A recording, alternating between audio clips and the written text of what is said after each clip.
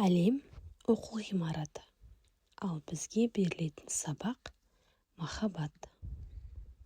Махаббат жалғыз нұрландырушы. Біз бәріміз махаббат үшін дүниеге келеміз. Бұл жаратылыстың заңы және оның мақсаты. Махаббат біреу, көшірмесі мың түрлі.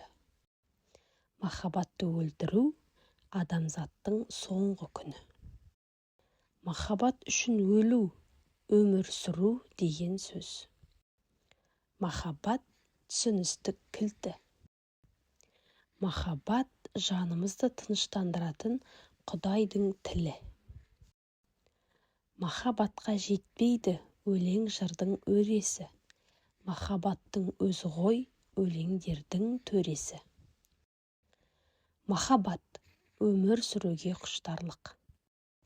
Махаббат бір-бірімізге сыйлайтын бақыт. Махаббат саңырау еститін, соқыр көретін қасиет. Махаббат мәңгіліктегі уақытша құбылыс. Махаббат тек қана әуен. Сүйіп үйлену ғана қызық. Әдемілігіне ғана қызығып, үйлену базардан керексіз нәрсені жақсы болғаны үшін ғана сатып алғанымен бірдей. Шынайы махаббат үнсіз келеді.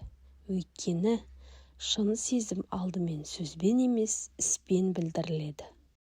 Қаншалықты сүйе алатыныңды айта алу махаббат емес. Махаббат адасу. Бір қыздың өзгелерден өзгешелеу секілді болып көрінуі. Тексіз адамдар махаббатсыз өмір сүріп жүргендер. Махаббат адамзаттың ең қызық және кешірімді әлсіз жері. Егер тәкаппарлық айғай салса, махаббат үнсіз қалады.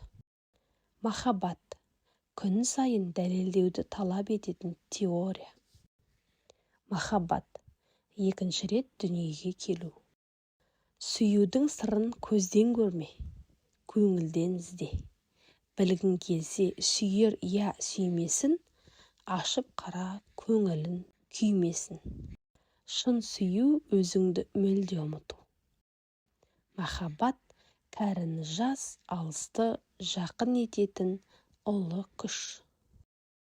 Махаббат зор саналықтың, білгір білімділіктің, асқан ақыл ойдың жемісі емес, ол тек жерде ғана өмір сүретін, бірте-бірте архаизмге айналатын, тууы бар, өсіп өнуі жоқ, көзге көрінбей мәңгі жасайтын, бейнесі белгісіз дара ұғым.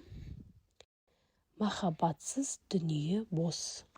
Құрметті оқырман, видео ұнаса лайк басып комментарий қалдыра кетіңіз. Және де арнамызға тіркеліп алуды ұмытпаңыз.